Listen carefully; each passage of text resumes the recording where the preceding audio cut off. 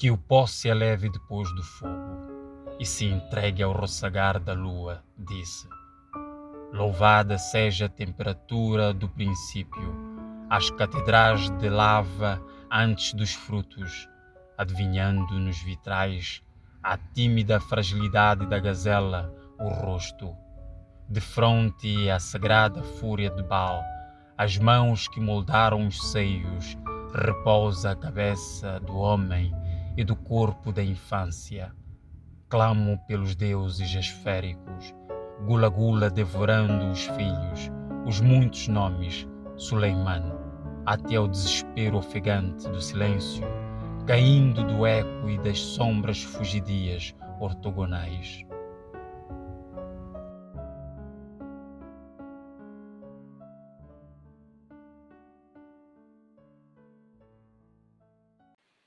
Um poeta é tão variado como a própria definição de poesia.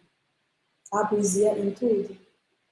Luís Carlos Petraqui é o nosso convidado, um dos nomes mais interessantes da literatura moçambicana. Dono de um poema metafísico, místico, uma linguagem densa, a sua poesia exige para que se navegue em diferentes esferas, experimentar, tirar as máscaras em que o homem sempre esteve. Como afirma Rimbaud, a poesia é a verdade secreta dos seres.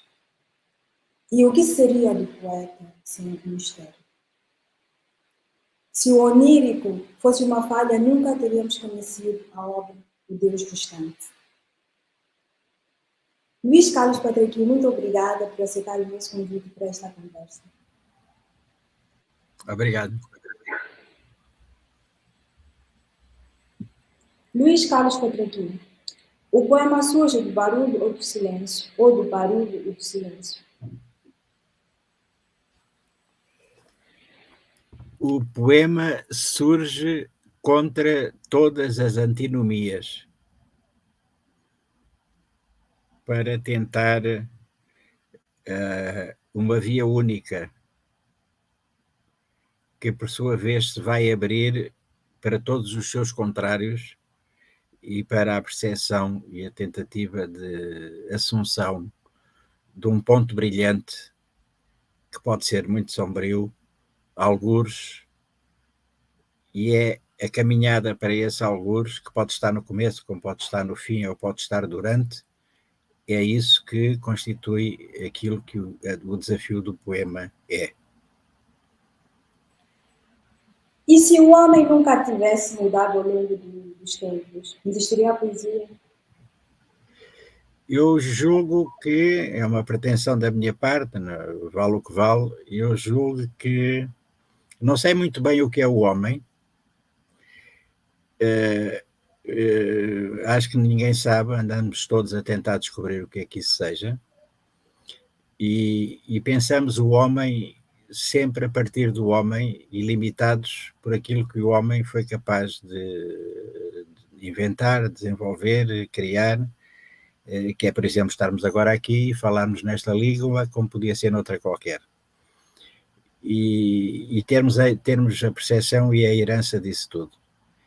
E, portanto, nesse sentido, não sei se a poesia muda ou deixa de mudar, penso que a poesia é uma constituinte fundamental da condição, daquilo a que chamamos a condição humana, no sentido da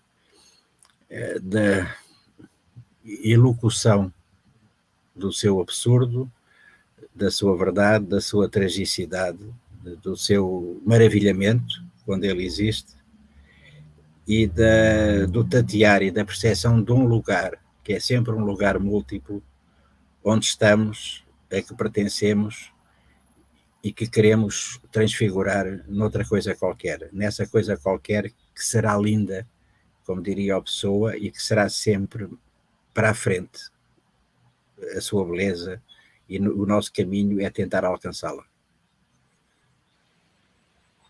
O professor Francisco Noa, no prefácio para a sua antologia poética, Matéria Concentrada, ele disse que a sua poesia sugere-nos que a poesia também consome.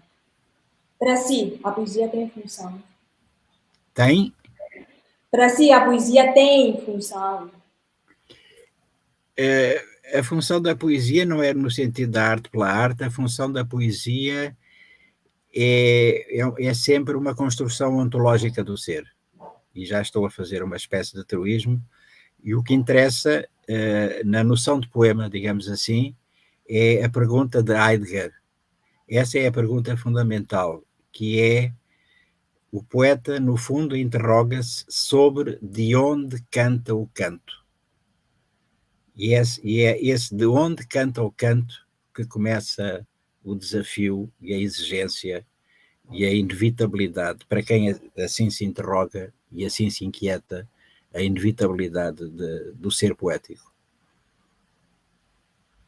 Não basta ser comovido por um tema, é preciso trabalhar no texto, cortar e cortar e cortar.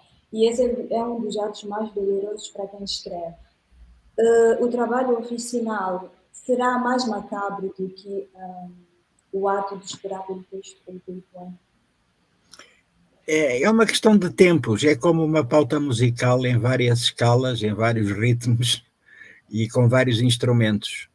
Tudo se conjuga em determinado momento para que alguma coisa surja, a que depois chamaremos poema, e que pode ter o seu tempo de preparação, o seu tempo de modulação, para depois se concretizar no poema.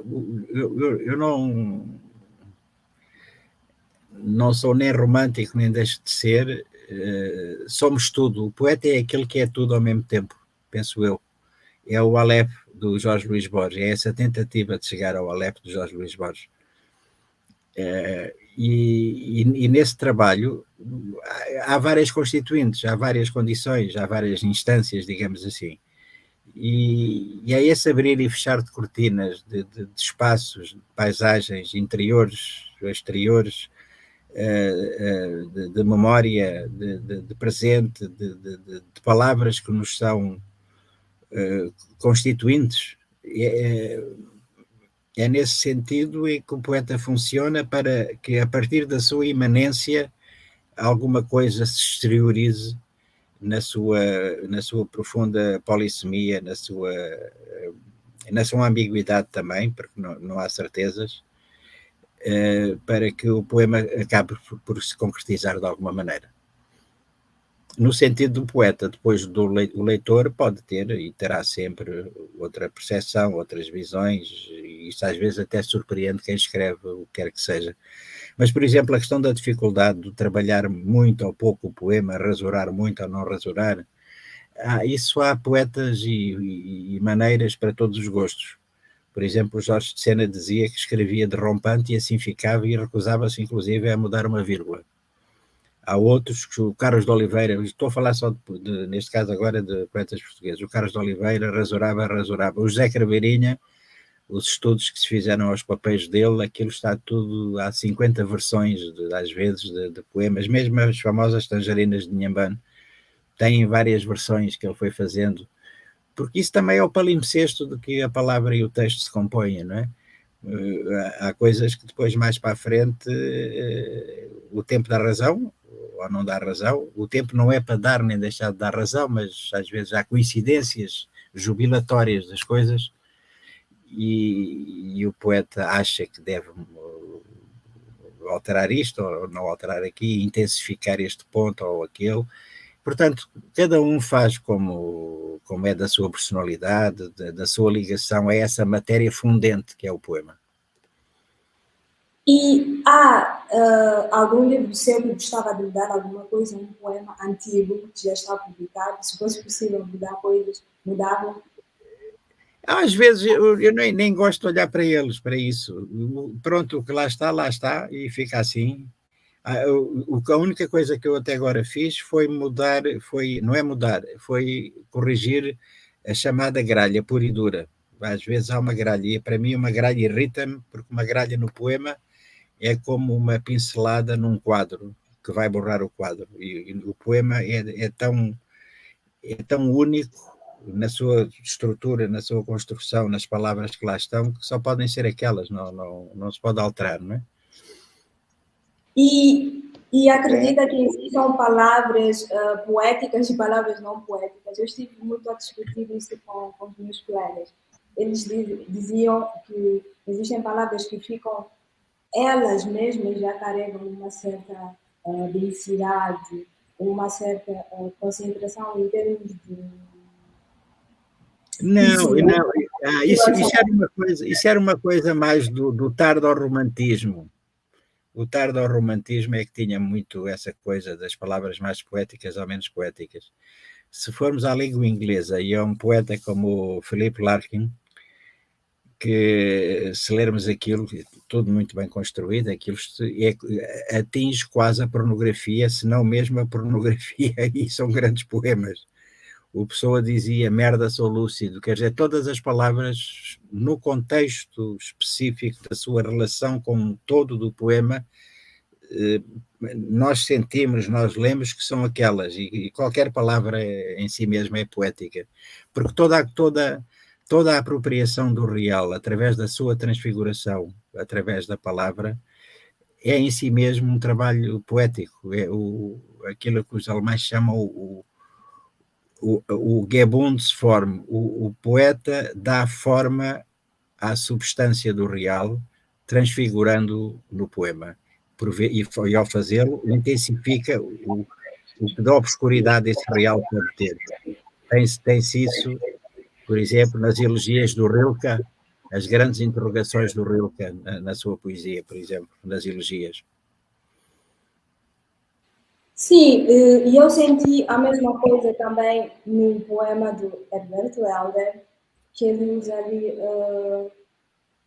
termos que podemos considerar técnicos de outras áreas da ciência, e aquilo fica uma coisa deslumbrante, poeticamente bem construído. Sim, sim. Sim, e acho muito interessante. E não só a parte que ele usa os termos técnicos, mas também a linguagem sagrada, a linguagem da Bíblia. Está Sim, muito a poesia... é muito, muito, muito bonita. Sim.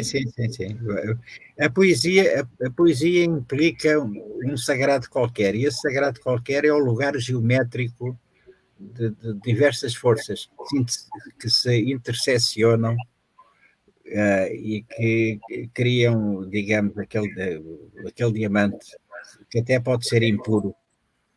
A poesia é pura e impura ao mesmo tempo, e é isso que interessa no poema. Luís Carlos Petrolino, para si escrever é doença da alma, dor do mundo ou felicidade? Eu não consigo resumir as coisas eu não consigo, eu percebo a pergunta e essas perguntas são interessantes no sentido em que têm que provocar na pessoa, neste caso eu, uma resposta, né? A resposta é que eu não hierarquizo essas coisas. Não sei muito bem o que é uma doença da alma, isso não sei muito bem o que é a alma, sabendo. É doença e não é doença, é a condição, para mim é a condição a que pertencemos, a que eu pertenço, não quero estar agora a sobrepor-me a ninguém, nem coisa nenhuma. O que eu percebo é que a palavra e tudo o que ela implica, dessa intermediação com o mundo, com o conhecido e com o desconhecido, isso para mim é que é fundamental, e está sempre tudo relacionado. E é nessa área que é a área inteira, digamos assim, que eu tento, mesmo que queira fugir, não consigo, estou permanentemente impregnado disso. Vou só contar um pequeno episódio que eu achei interessantíssimo, que é uma coisa do dia a dia, mas que para mim tem uma profunda poesia, que é estar uma mãe com um miúdo aí numa cantina a fazer compras, um miúdo pai de 2, 3 anos, reguila, e eu começo-me a meter com o miúdo e às tantas pergunto-lhe, quantos anos tens? Epá, quantos anos tens? E ele fica assim a meditar, e depois olha para mim, olhos nos olhos, aquele olhar claro e absolutamente penetrante que as crianças têm aí, límpido, e diz, imagina. e de repente pega no dedo da mão direita e ele avança com 3 dedos, e eu digo, tens 3 anos, epá, estás a ficar velho. E ele diz, mamãe, estás a ver? 3 anos. Isto é toda uma linguagem, não parece nada, parece uma banalidade, uma brincadeira com uma criança. Por dentro disto está tudo. Por dentro disto está todo, por exemplo, agora relacionado, o tal relacionamento que eu faço, está uma série de poemas que, por exemplo, falaste há bocado no Herberto Herda, que ele tem, que começam com este primeiro verso muito bonito, que parece uma coisa absolutamente prosaica, que é: e uma criança disse, quando eu crescer, vou fazer com que o vento, não sei o quê, não corte os girassóis, pronto, coisas muito belas que ele escreve, não é? Uma criança disse, e vai por aí fora com esta cadência, uma criança disse. E há aqui todo um canto da inocência, que no fundo é do grande poeta inglês das visões do século XVII, agora está-me a faltar o nome, toda a gente o conhece, não? Está claro que não é o John Keats, é o outro, o das iluminuras e dos desenhos, pronto, o nome há de me surgir, tenho aí os livros inclusive. E tudo isto conta, tudo isto é a poesia, é a sua inocência, a sua perversidade. E o seu espanto, o seu maravilhamento, e a sua inquietação. Ponham os adjetivos todos e os substantivos para entenderem, o poema é isso tudo. Eu, no ano passado, estive a ler um livro muito interessante, chama-se A Angústia da Influência. Foi um amigo que do Harold Bloom. Do Harold Bloom. Eu, quando li o livro, aquele livro é muito... Ele é muito interessante, mas ao mesmo tempo é muito difícil de ler. É muito, muito difícil. Mas eu pude tirar alguma coisa do livro. A tese principal do Bloom, que ele defende que a história da literatura se movimenta quando surge um novo autor, e esse novo autor tenta estabelecer, a partir da sua originalidade criativa, em face de um ou mais autores canônicos, e ele começa a falar de influência, seguido de imitação, e finalmente a busca pela própria voz, onde este autor começa a querer livrar-se dos pais. Luís Carlos Patraquim já esteve ou está angustiado? Angustiado estou sempre. Estou sempre angustiado. Nem sei bem porquê, mas estou. E às vezes é com causas até muito concretas para estar. Estou angustiado sempre no sentido da interrogação. No sentido de tentar ver o enquadramento de todas as coisas. Isto é muito obsessivo e pode parecer pretencioso, mas é uma sensibilidade de cordas que cada um de nós tem. Todos nós somos sensíveis a um conjunto de coisas que nos atingem, que estão connosco, que nos rodeiam, aos livros na estante, ao ruído da rua, à gargalhada do lado, a alguém que disse não sei o quê, em que estamos permanentemente a ter a noção também, se somos um bocadinho introspectivos, pelo menos, que estamos a pôr máscaras, estamos a tirar máscaras, e isto não é no sentido sequer da dissimulação, é uma condição de estar vivo, termos várias, chamemos poses, várias formas de ser e de estar, não é?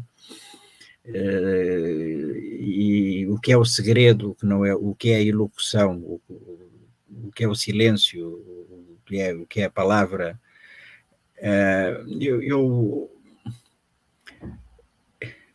Se quiser fazer as grandes... E a angústia de se libertar dos pais tem também? Não só a angústia das coisas que estão à nossa volta, mas a angústia de se libertar dos pais. Não, isso também já não tenho idade para isso, quer dizer, isso para mim é um freudismo. Eu vou dizer uma coisa que dizer que estou a ser sincero é ser parvo, mas pronto, estou a ser sincero. Eu, neste momento, aos 68 anos de idade, faz muita falta à minha mãe e ao meu pai, como se fosse uma criança. E estão permanentemente presentes. Não tenho essa hierarquização, não faço isso. Tudo está presente, estou permanentemente em diálogo com todos, com os amigos. Eu, neste momento, estou sentado, estou-te a ver quando passei contigo em Lisboa, Irondina, naquela tarde, não sei de quê. Foi um passeio fantástico. Só para chatear o Léo, estou na antiga Princesa a beber os copos com o Léo e com a Cabrita, e a falarmos de não sei de quê, e estamos em todos os sítios, eu sou assim, vocês, poetas, também são, quer dizer, é assim que estamos permanentemente nisto tudo. Está o Léo a falar com a Cabrita sobre o ensaio que estava a escrever, já não sei sobre quê, não era sobre o desportivo de Maputo, não, era outra coisa. Não, são pequenas, são coisas que não me interessam, como também não me interessa muito essa coisa da voz única, da voz própria. No fundo é uma ilusão, não temos a voz própria. Nós temos modulações de ritmo numa pauta que é a língua e a linguagem e as suas possibilidades. E é isso que fazemos.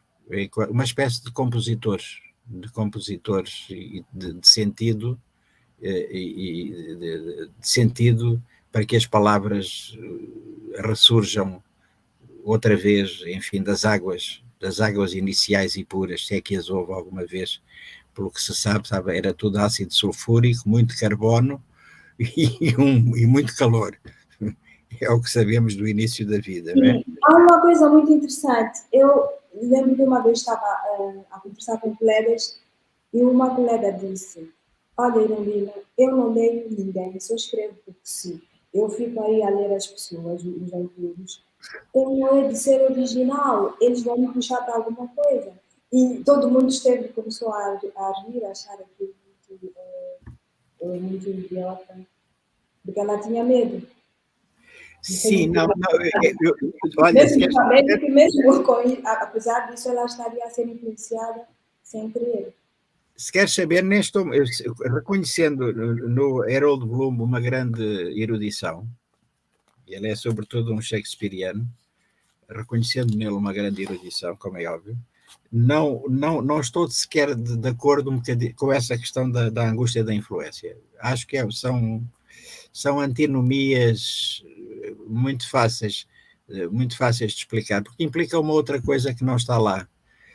E que chamemos teorias, não é modas, não quero desvalorizar, a nova forma de olhar para o fenómeno literário, para o fenómeno poético, essa coisa do autor e do não autor é uma questão muito complicada, que já não se sabe muito bem onde é que está. O que interessa, o que é fundamental, é conseguirmos afirmar na grande solidão do mundo a singularidade de uma voz que está em sintonia com essa solidão, mas que tenta rasgar com um bisturi de ouro um bocadinho desse tecido, que simultaneamente nos deslumbra e nos apavora. Canção. Chegarei com as árvores, meu amor, ao som do sangue, às catedrais do puro gesto, com o grito e as aves marítimas dentro das sílabas, ao breve cumo da espuma, mãos nas mãos, chegarei. Chegarei com as espadas, areia verde da planície, ao tútano meu amor da fome, com os frutos nos teus olhos, amante vento à espera, ao sexo nuclear do mundo, nervo à água chegarei. Chegarei nas manhãs suadas da voz, meu amor, liberta, à noturna onda do poema, com as aves dentro do grito, o sol marítimo um eco, a raiz exígua dos cristais. Morte a morte chegarei, chegarei de pé ao silêncio, que vaza meu amor nos rios, remo a canto deslumbrados, contigo ao princípio chegarei. Vamos dizer que toda essa conversa, digamos assim, vamos dizer que toda essa conversa que o Patraquim teve por exemplo, com a Irondina, e não digo que seja, em princípio, isso, de uma forma acabada, mas no princípio, é que guiou, por exemplo, a produção do Luís Carlos Patraquim? Foi essa a ideia? Ou sempre teve esse intuito, por exemplo, no processo de produção? Ou se foi construindo com esse caminho? Desculpa a pergunta estar um pouco complicada, um pouco confusa. Eu estou também confuso, mas é uma pergunta que está sempre a incomodar-me. Sim, sim, sim. Não, há um caminho que se percorre, não é? Há muitas experiências que se têm, há muita reflexão que se faz, mas se quiser, eu não gosto de me analisar a esse nível, os outros que o façam, mas digamos que o núcleo incandescente sempre esteve, desde o início. Em momentos de alguma exaltação, até pelo país que nascia, pelas pessoas, por essa jubilação de vozes e de qualquer coisa que parecia absolutamente... E foi linda que acontecesse e que aconteceu. E essa necessidade de dizer qualquer coisa com os pés no poema estão sempre assentes no chão, mas mais ainda naquele momento em que era necessário que estivessem, sem resvalar para a retórica, para o clichê da poesia de combate, como ela era percepcionada na altura, mas havia sempre um outro núcleo de inquietações que estavam lá sempre, que sempre estiveram e que foram evoluindo à medida que também vamos crescendo, amadurecendo, tendo alegrias e tristezas e enfim, a vida é o que é, e grandes interrogações para as quais em definitivo não temos respostas, mas cuja intuição para essas grandes interrogações estavam desde o início. E penso que é esse o impulso inicial do poeta. Há aquela famosa antologia de uma grande senhora que esteve aí a trabalhar em Moçambique, no Ministério da Educação, nos tempos da Graça Machel como Ministra da Educação, que é a Matilde Rosa Araújo, onde há poemas de miúdos moçambicanos também. Ela faz uma antologia que se chama O Poeta Faz-se aos 10 anos. E tem lá coisas absolutamente fabulosas, porque o poema tem a condição também de participar de uma espécie de combinatória que se torna deslumbrante. Não é uma combinatória algorítmica. Como sabem, já se fazem combinatórias de poema em computador, né?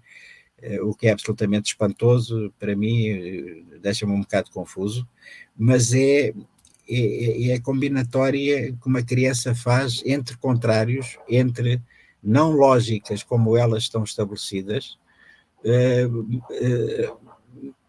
virando, digamos, o real ao contrário, e não é só ao contrário, é pondo a navegar no espaço da imaginação, no espaço da projeção do corpo para essa imaginação, tudo o que queiramos. E, portanto, naquilo que fui fazendo, enfim, aos poucos, essa inquietação de base, essa massa fundente já estava lá presente sempre, não é? Esse duende, chamemos assim, como diria o Lorca, não é? Os gregos chamavam o daimon, para falar de uma espécie de primeiro princípio. Nós em Moçambique, enfim, as culturas bantas têm também os seus inícios e a sua relação com o transcendente e com a imanência. Vulgarmente entramos sempre pelos espíritos, às vezes sem aprofundar muito bem essa questão, e é por aí que estamos, e é por aí que sempre estive, não é? E intuindo, penso que o poeta, há aquele verso do Rimbaud, que aliás eu pus como epígrafe, já não sei a que livro, que era um verso do Rimbaud, que é: ser vidente, tens de ser vidente. Isto no sentido mais, não é só aquele que vê, é um bocadinho aquele que adivinha também, aquele que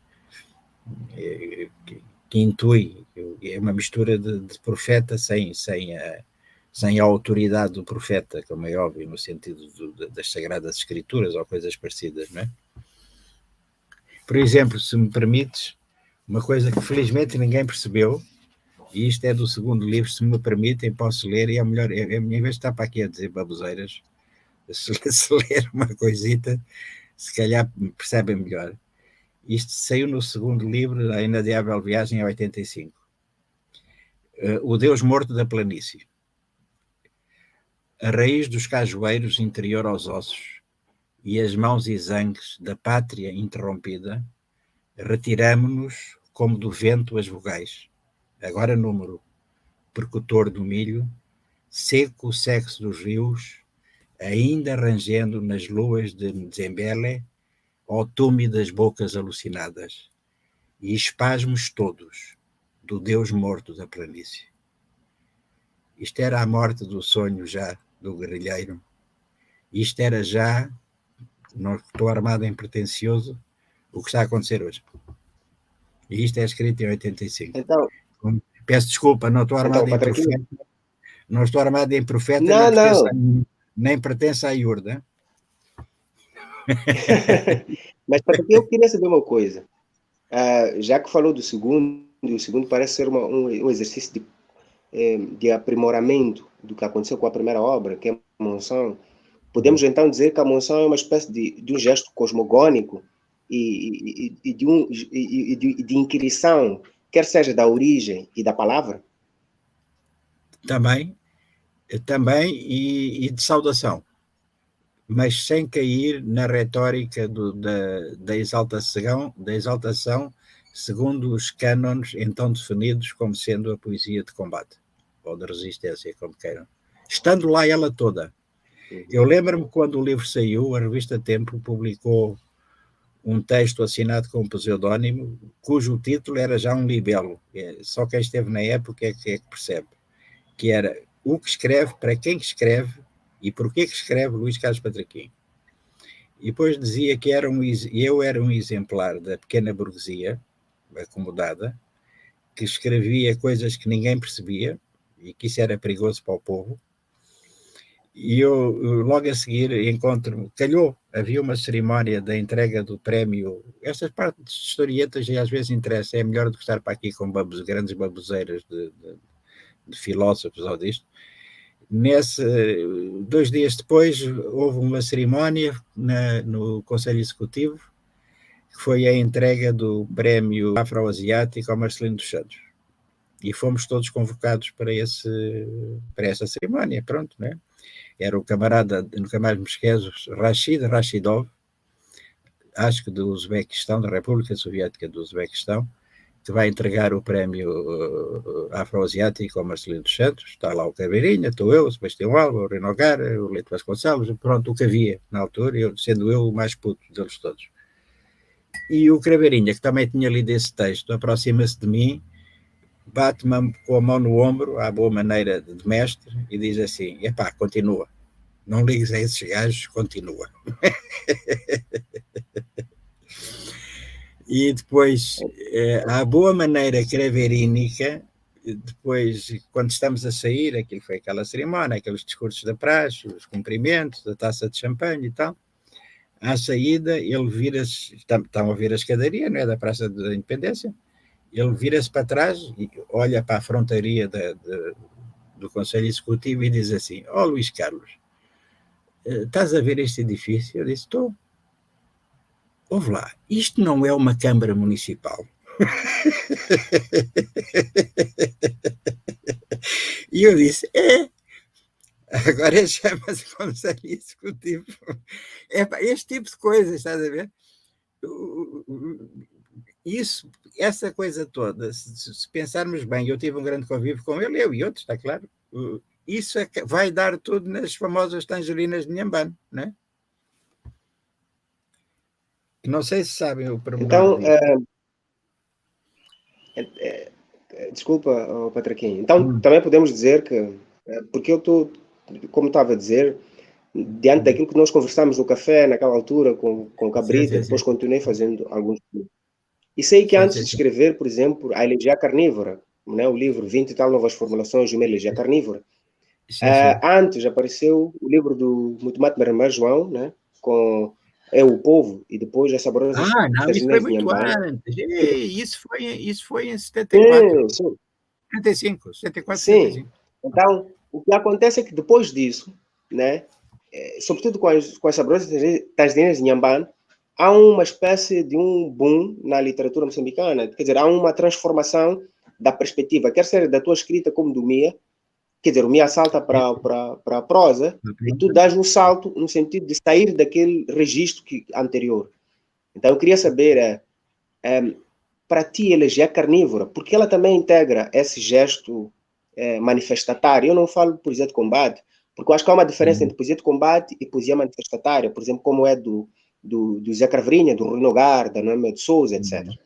O que eu acho é que, havendo isso, me parece que também absorveu essa tendência manifestatária, tendo uma poesia profundamente lírica, que digamos assim, é uma mescla entre um Rui Knopfler e um Craveirinha. Eu gostava que comentasse isso, porque me parece ser um dado importante, quer seja para compreender aquilo que depois vem a escrever, quer seja para compreender toda uma noção estética que Luís Carlos Patraquim tem. Eu penso que, quem sou eu, mas penso que os pressupostos desse rigor poético, digamos assim, está também nessa elegia carnívora, que tem uma estratégia de enunciação de grande imprecação em relação a uma situação trágica e, enfim, e uma grande imprecação e invocação dos verdadeiros valores que não estão presentes, enfim, o que se estava a viver e infelizmente até se foi agravando, como todos sabemos, não é? E, nesse sentido, sim, mas parece-me que em termos de rigores internos, de uma estruturação de noção de poema que eu tenho, não diverge muito, diverge na enunciação. E depois, a partir daí, começa, digamos que é um primeiro grito para uma noção talvez de derrota e da vivência de uma outra vida a partir de um luto, para a reelaboração de coisas, enfim, mais aprofundadas, de alguma maneira, não é? Sobre o que é a condição da poesia em Moçambique, tendo a perfeita consciência de que há muitas poesias, não é só a que nós escrevemos em língua portuguesa, há o grande silêncio, para mim será sempre um mistério, o grande silêncio das várias nações de que Moçambique é feito, onde se expressam, em que lugares, como se expressam, a dificuldade, mas isso sabemos que são questões pregnantes, mas que não são para aqui chamadas agora, infelizmente. O que é poesia lírica, o que é poesia épica, o que é poesia de saudação, de evocação das várias tradições das línguas de que Moçambique é constituída, das línguas maternas moçambicanas, não é? E nós, ao escrevermos em português, no fundo, retraduzimos, vocês mais do que eu, por uma questão de estarem mais por dentro, não estou a pôr aqui questões rássicas que não existem, por esse aspecto não existe raça, existem lugares culturais onde se está, né? Eu estou numa rama, eu tenho perfeita noção da minha profunda ignorância, não tenho nenhuma pretensão de nada, a não ser tentar poeticamente perceber e ser cúmplice do que há de melhor nas pessoas, do que há de melhor no país, o país que eu amo, que é meu também, por muito, alguns podem dizer que não é, mas é, e eu pronto, eu fundei isso, já pus o requerimento nas Nações Unidas e tudo. E nós estamos esses tradutores, nós estamos permanentemente numa territorialidade e numa extraterritorialidade também interna. Eu sempre dizia desde lá para trás, nas grandes conversas com o Calano, com o Gulam, com o Craveirinha, com o Rui Nogar, com o Knopfler, com eles todos, o Sebastião Alba, sei lá, o Balbino Magaia, ponham os nomes que quiserem, esses todos que nós conhecemos e foram nossos amigos. Nós estávamos a viver um país, e continuamos, um país excêntrico, no sentido etimológico da palavra. E com uma necessidade imperiosa de haver uma única identidade definidora, quando não há, são várias, são muitas, e todas elas são importantes e deviam estar presentes, e não vão estando, e isso é dramático, é trágico, e agora não quero entrar noutros pormenores, não é? Mas, voltando à poesia, nós somos poetas de um eixo descentrado, E esse eixo descentrado pode ser muito, muito interessante e muito criativo, saibamos nós perceber o osso, o tutano do osso múltiplo que nos constitui, e que é o lugar Moçambique e esse lugar no mundo, e o mundo nesse lugar, porque é assim que eu vejo as coisas, pelo menos, não é?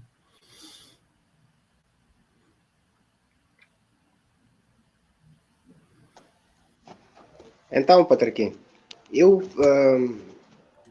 prefiro sempre lidar contigo pensando na sua trajetória. A Arundina fica com as questões mais elaboradas. Eu prefiro pensar nas questões mais ligadas ao personagem que é o Patriquinho, né? Então, há de ser por isso, né? Que falou. Há de ser por isso, por tudo que falou, que Patriquinho vai ter uma carreira, digamos assim, um percurso intelectual, quer dizer, essa ligação, por exemplo, com o jornalismo, por um lado, por outro, a literatura, e por outro, com a leitura. Será isso que a ter influenciado todo um percurso intelectual, por exemplo, que a gente foi vendo na RTP África, etc., que foi fazendo, por exemplo, análises muito contundentes em relação a Moçambique, a poesia, a literatura? Sim, também, sem dúvida, quer dizer, é um pouco, exprimindo mal talvez, há uma vantagem numa certa, aquilo a que o Brecht chamava a distanciação brechtiana, às vezes dá para ver melhor do que estando com a grande angular mesmo em cima de certos fenómenos. E eu acho que fui sempre esquizofrénico, estando fisicamente fora, estive sempre dentro do país e continuo a estar, não é? E isso tem perigos e tem virtudes. Não legitima nem deslegitima nada, mas é uma condição de estar e de ser também. Há de ser por isso, então, que Patriquinho é uma espécie, quer dizer, oscila entre esse exilado e esse fazer parte de... Todos porque somos um a tua poesia, não falo do exílio de não ser parte, mas do exílio sim. Como se fosse necessária essa solidão para tomar conta de, ou aperceber-se de. Estou de acordo com o que estás a dizer, é por aí, sim, é verdade isso, é verdade. Mas eu penso que isso acontece com todos nós, acontece contigo. Eu, quando estive com a Irondina em Lisboa, foi uma tarde, um dia inteiro muito agradável, e ela sempre muito, eu a tentar falar, a dizer parvoeiras, pronto, e ela muito, depois expandiu-se, às vezes um bocadinho monossilábico. Eu acho que não estou a cometer nenhuma inconfidência, porque ela, no começo desta conversa, disse que hoje não estava menos tímida, o que admite, portanto, que é tímida, como eu era lá mais para trás também. Ainda sou, só que agora já sei fingir, já estou macaco velho, já sei fingir. Um bocadinho, no bom sentido. E todos nós temos essa condição. Eu não tenho dúvidas que tu, Léo, tens momentos em que não podes olhar para o teu melhor amigo e preferes ficar em casa, ou vais beber copos para o outro lado, ou vais ler não sei para onde, ou vais olhar para o mar, ou vais namorar, ou sei lá, qualquer coisa, não é? Nós somos assim, como seres humanos, somos isto, não é? Depois há aquele momento que temos uma necessidade premente de estar com as pessoas. E depois tudo isso, voltamos para casa e há uma espécie de balanço disso tudo, em que às vezes pode sair qualquer coisa. Nem nós sabemos como nem porquê. Porque se há coisa que não se programa de alguma maneira é a poesia, não é? A poesia está lá sempre, não sabemos bem como, e não estou aqui por nenhum mistério transcendental absoluto, não sei aonde, mas é um bocado assim que funciona. Enquanto, por exemplo, na prosa há uma espécie de plano, depois há derivações e as coisas até podem ir por caminhos diferentes daqueles que o escritor pensou. Mas tem que haver uma certa disciplina, não é? A pessoa senta-se quase às tantas... Olha, o Thomas Mann fazia isso. Sentava-se às 8 da manhã, levantava-se ao meio-dia, e depois ainda por cima era alemão, não é? Apesar da costela brasileira que tinha, a mãe era brasileira, tinha aquela costela alemã, não é? Ao meio-dia sabia que tinha escrito pelo menos 10 páginas, ou 7 ou 8, e a parte da tarde já era para os amigos, para a família, depois à noite era para ir jantar fora, ou para dar uma conferência. O regra geral, o poeta é a maior dos indisciplinados, por isso não há maneira de que possa pertencer nem a partidos, nem a clubes, nada dessas coisas. Está sempre noutra, não há volta a dar. Não há volta a dar. E nós nem sabemos porquê, nem como, mas é um bocado por aí.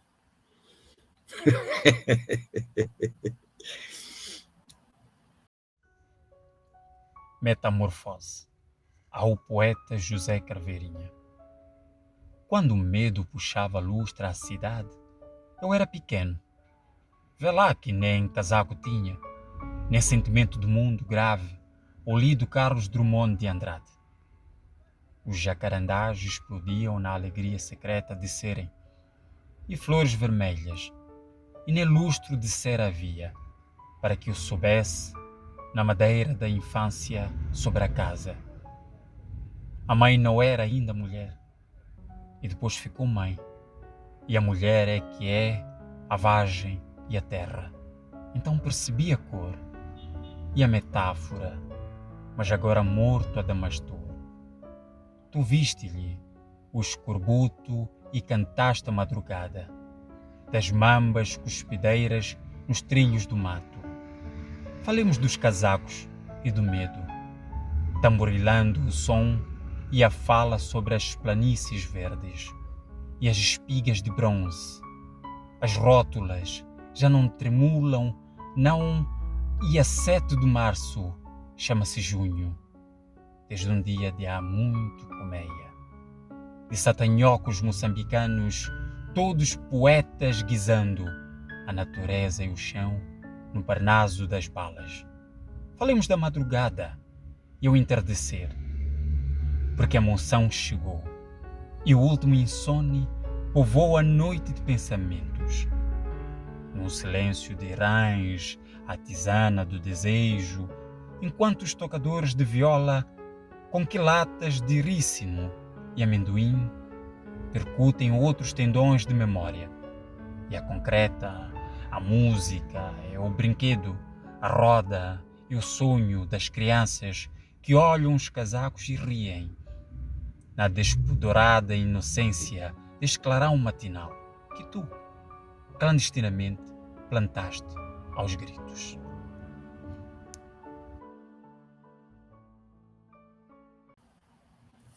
E agora uma pergunta um bocadinho agressiva. Uma pergunta agressiva. Porque é interessante que nos perguntem como nós gostávamos de ter nascido. Mas alguém perguntar como é que nós gostaríamos de morrer é um pouco, se calhar, constrangedor. Como é que eu gostava de morrer? Eu posso partilhar. Eu gostava de morrer numa sala branca, com as pessoas que eu gosto, mas elas com caras assim, alegres, uma despedida feliz. E eu não muito feia, não angustiada. E se cantasse aquelas músicas que eu gosto de cantar, seria muito, muito bom. Eu gostava de morrer assim. E tu, como é que gostavas de partir? Olha, tiraste umas palavras da boca, que era assim também. Eu ouvi certas músicas com as pessoas, digamos, mais próximas, sem sofrimento físico, o menino, já passei coisas um bocado chatas, em termos de doença e não sei o quê, sem grande sofrimento físico, e a ter a noção, porque todos nós intuímos, temos dentro de nós essa noção da finitude, não é? E elaboramos, no fundo, o poema é também permanentemente uma conversa sobre a morte para a morte. Mas não é nunca a nossa morte. A nossa morte não existe. Existe a morte dos outros. E essa dialogia é que faz com que nós julguemos que pensamos na nossa. Mas estamos a pensar na dos outros. Porque a nossa não sabemos. Há um clique e pronto. Agora, há uma encenação antes. Há uma forma de estar antes. E é essa a tua. E também gostava de, não sendo machista, sinceramente não sou, e não pondo o atributo da beleza só nas mulheres, Se virem fotografias minhas com 20 anos, eu era um gajo maninga nice, de aspecto. Depois veio a decadência, pronto, o que é que a gente há de fazer, né? E não queria... Epá, se acabasse com uma bengalinha a canete caúda e um branco, sem armar em parvo, já não era mau. Sem querer ser canete caúda nenhum, nem poder nenhum. Os poetas prescindem de todos os poderes e só sabem que a poesia é um poder em si mesmo, mas que não se pode quantificar. É de gerações em gerações. A única coisa que eu sei é que os chamados poderes fáticos, seja os políticos, seja os outros, para se legitimarem, na maioria dos países, vão sempre buscar um filho da mãe de um desgraçado de um poeta. Lá isso é verdade. É Portugal com o desgraçado do Camões, a Itália reconhece-se no Dante, que funda a língua italiana, a Inglaterra tem o orgulho todo no Shakespeare, que foi o grande dramaturgo e o grande poeta que é, por aí fora. Em vida, alguns tiveram um bocadinho mais sorte que outros, o Camões teve o maior dos azares, ou não fosse Tuga, tinha que ter todos os azares e mais alguns. Mas no limite, no final, é eles que vão buscar para legitimar alguma coisa, mas só que aí a malta já não pode dizer mais nada, né? Já está tudo dito, aliás, antes. E a continuar a falar da morte, agora na nossa reta final, acha que os géneros literários limitam o trabalho, matam o escritor? Acha que os géneros literários limitam o trabalho, matam o trabalho do escritor? Por alguma razão, e tem raízes históricas lá para trás, vem desde a estratégia da mnemónica à construção das cosmogonias iniciais, passa o truísmo, tudo há uma razão de ser até linguística e cultural para que haja certas formas literárias, né? Quando se passa a letra nas línguas ocidentais, digamos assim, e há as escolas literárias, há as cortes, há a poesia cortesa, enfim, uma série de coisas, né? Hoje, para mim, os géneros literários podem-se todos, como se diz em linguagem futebolística, é preciso saber fazê-lo, podem todos entrosar-se. A grande prosa tem sempre grande poesia lá dentro. Há o poema em prosa. Rimbaud, Baudelaire inauguraram o poema em prosa. O verso livre, o Walt Whitman.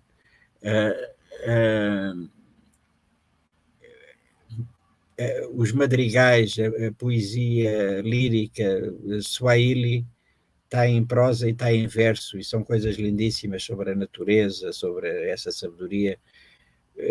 Hoje, para mim, não faz muito sentido a questão do género literário, sinceramente.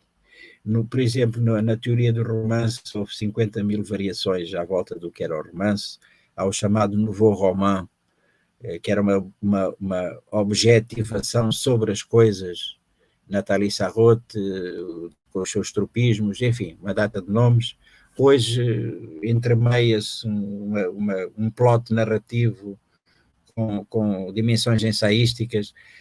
Tudo isso já está, de alguma maneira, refletido no Dom Quixote do Cervantes, quando dentro da história principal ele tem aquilo que depois se extraiu do Dom Quixote e que se constituem as novelas exemplares, que são as chamadas histórias dentro da história principal, que é o Dom Quixote e o Sérgio Panza, não é? E a famosa Dulcinea, de El Toboso. Portanto, os géneros temos que saber que lá estão, mas sabendo que lá estão, damos a volta que muito bem entendermos, muito sinceramente. Eu também acho a mesma coisa, mas na hora de submeter para concursos, é aqui que sim. Ainda há esse tipo de coisa, ainda há, sem dúvida, que é a tal história do cânon, o que é o consenso dos cânones, que vão variar sempre ao longo dos tempos, não tenhamos ilusões sobre isso, não é? E isso existe, sem dúvida que existe, porque nós não deixamos, marimbando-nos para isso, estamos sempre condicionados por um certo ar do tempo, digamos assim, não é? Os profs, a academia, esse tipo de coisas, que é importante, não estou a dizer que não exista, mas que às vezes reduz as coisas de uma maneira um bocado, mata, não é? Mata a fulguração interior que as coisas devem ter, não é? O Steiner, desculpa, o Steiner dizia que, então, sobretudo para o poema, não é dissecá-lo, que dissecá-lo é matá-lo, ou considerá-lo já morto, é aproximarmos dessa respiração e saber descrever o que sentimos com esse olor, com essa respiração, com esse ritmo, quando muito integrá-la em determinada época histórica, ao movimento literário, e interseccioná-la sempre com questões filosóficas e outras que se queiram, pronto, e das culturas dos povos e das circunstâncias em que determinada obra surgiu, o porquê, por aí fora, não é? E nunca dissecar aquilo tudo em termos da métrica do verso e mais isso é a ecfrase. Eu uma vez ouvi alguém, um ilustre catedrático, a analisar um poema de Jorge de Sena, a falar da ecfrase. Aquilo foi um bulldozer que trucidou completamente o poema. Pronto, perdeu-se o poema. Ficou a ecfrase do douto catedrático. E não tenho nada contra a academia, num certo sentido, não tenho. E a consagração? A consagração mata o escritor. Pode matar. Se não tiver juízo, pode matar. Se for muito vaidoso, pode matar. E para já o verdadeiro escritor ou poeta tem a profunda consciência de que não há consagração, como não há remissão possível. E olhar para a escrita como uma forma de liberdade, exercitar a liberdade. Exatamente. Experimentar, sim, viver. Exatamente. Fazer a escrita de si, que implica sempre os outros todos, como é óbvio, não é? Tu achas, por exemplo, que o poeta, tendo em conta o Patraquim, quando escreveu o Deus Restante, esse diálogo com a morte, é o diálogo com a linguagem, com a possibilidade de terminar todo um processo? De que morte? Estou a falar na relação do Deus Restante, que me parece um trabalho muito mais intimista, que tem a ver com uma experiência muito vivida, muito pessoal. Passa por aí, porque há uma circunstância biográfica, isso não explica tudo, mas há uma circunstância geográfica, que é ter tido o infarto do miocárdio em 2016. E não me perguntes como, depois há uma reelaboração disso tudo, que vai dar depois o Deus Restante, não é? Que é uma meditação sobre isso tudo, é evidente. Eu sinceramente não desejo nem ao meu pior inimigo, ter um infarto do miocárdio, que é uma coisa um bocado para o chato, muito chato mesmo. Muito chato. É quando nós sentimos que, enfim, afinal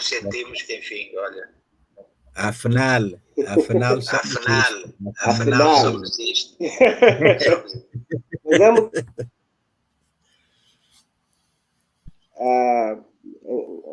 Quer dizer, como eu estava a dizer, eu aprecio esse lado dual entre o poeta e o intelectual, aquele que foi jornalista, e essa postura que me parece quase, digamos assim, ausente nos personagens.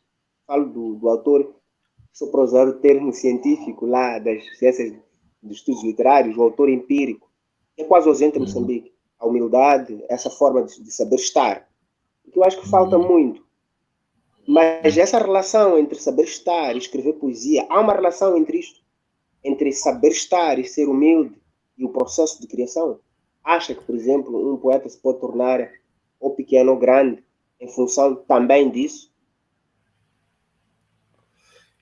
Eu não sei, em parte. O que eu sei é que alguém que tenha consciência, intua pelo menos, e tenha um grande respeito pelo que procura, que é uma espécie de essencialidade do que é o fenómeno poético, não pode ser outra coisa senão, digamos, humilde. E não estou a dar a esta palavra nenhum sentido religioso, muito menos católico, esse tipo de coisas, porque é como as crianças numa permanente interrogação e maravilhamento sobre a vida e sobre as coisas. E tudo isso é permanentemente uma descoberta. E não percebo onde é que, desculpe agora usar a palavra, para mim não faz nenhum sentido qualquer tipo de cagança.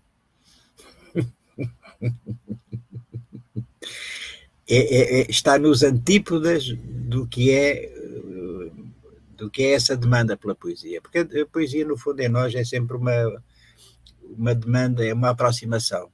Sabemos que nunca chegaremos lá, mas tentamos nos aproximar. Haver cagança nisso, acho que considero parvo, absolutamente parvo. Agora, há pessoas e pessoas. Porque a vida é muito contraditória, não é? Há grandes poetas que também são os vaidosos de todo o tamanho, e tenho que reconhecer que também são grandes poetas, já de tudo. O que é que se há de fazer? A vida é isto, não é?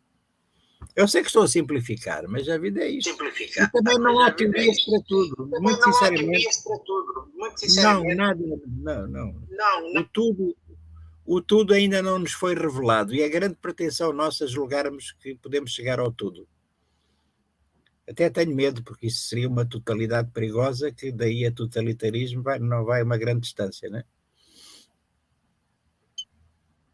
Então talvez o Deus restante seja este buscar, como naquela cena do livro do Noah, quando ele fala do como é que é? Do fragmento, da totalidade do fragmento. A ideia dessa totalidade ser buscada a partir do pequeno incidente. Exatamente. Não, perto, fragmento à totalidade. Né? A ideia de que a totalidade. A ideia de que podemos buscar essa totalidade a partir de pequenos eventos, pequenas circunstâncias, fenômenos que nos parecem no dia a dia insignificantes. Eu só te vou ler aqui uma coisinha. Para mim é. Só te vou ler aqui uma coisa que é de um livro do George Steiner, A Poesia de Pensamento, do helenismo a Paul Celan. E ele põe aqui uma citação de um poeta amigo dele, que é alemão. Ele diz assim, o tal poeta: ao contrário dos poetas, os filósofos parecem incrivelmente bem vestidos, mas estão nus, desoladoramente nus, quando pensamos na pobreza das imagens que a maior parte do tempo têm de usar. Há um que ultrapassou isto, foi Platão com a alegoria da caverna. É uma das mais belas metáforas que existe, com toda uma significação filosófica. Claramente. Não, mas, quer dizer, esta conversa, Patraquim, dava toda uma... Como é que é? Quer dizer, não acabaria hoje. Acho que nós estaremos a conversar o dia todo. É verdade. Por um simples fato, quer dizer... Não percebi? Eu se não ler par, no próximo ano estou em Maputo. E a malta vai outra vez aí. Vamos esquinar com a Irondina. Vamos esquinar para um centro bonito. Ali as barreiras a ver o corpo de barreiras de bomba. Aquele incêndio da tarde. Seria interessante. Vai ser. Eu daria a Irondina. Agora daria a Irondina. Não, Patraquim, agora daria a Irondina só a possibilidade de dizer alguma coisa no fim, colocar alguma questão, só para fecharmos a conversa, porque essa conversa não termina. Está a ser cavalheiro. Não, também está a ser cavalheiro. Faz favor, também está a ser.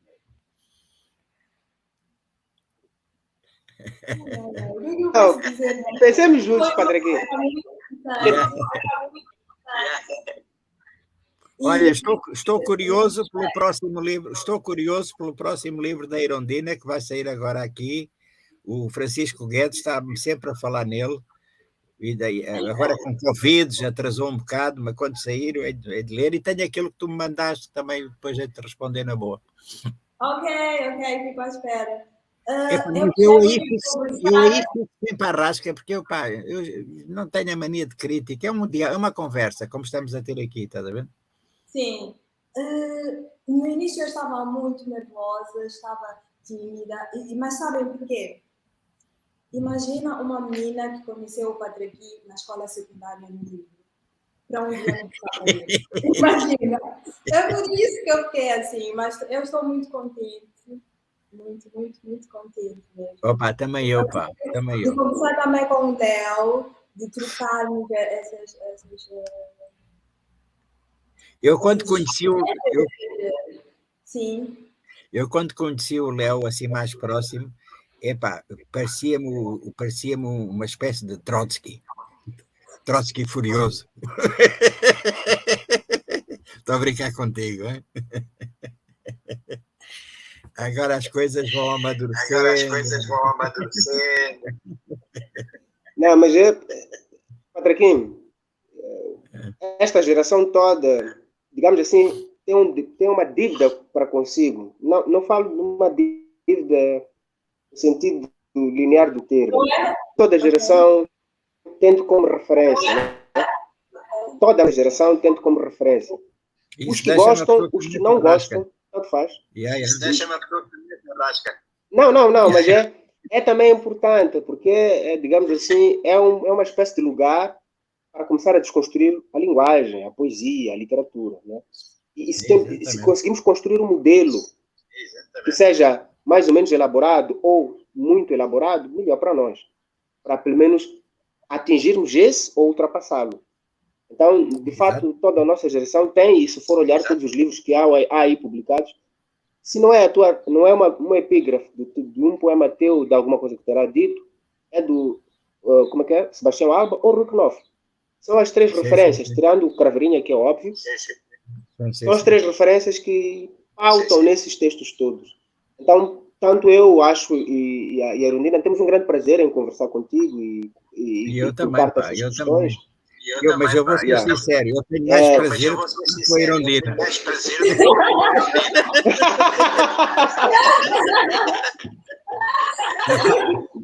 Isso é homofobia. Isto é brincadeira, pá. É brincadeira.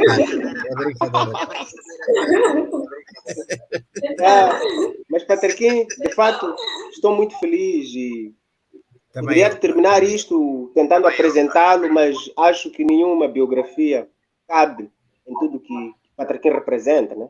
Então, só posso agradecer-lhe por nos conceder essa entrevista, né? E por ter paciência até conseguirmos fazer a entrevista. Falhamos 2 vezes, então fico feliz. Olha, eu também agradeço a Erundina. Gostei muito, sobretudo, de uma coisa, da empatia e de outra coisa, a profundidade do olhar e das questões. A profundidade do olhar e das questões. E isso é muito importante. E é assim, é levar as coisas a sério. Fico muito contente, mas devo confessar que fiquei dias e dias. É verdade. Mas essa persistência também é bom. Eu também passei tantos dias, e passo, lá. Passamos a vida, passamos os dias, né? Todos. Ok, camaradas, um grande beijinho para vocês todos. Um abraço aí. E para os que não estão no enquadramento, mesmo abraço. A luta continua. Tchau. Tchau.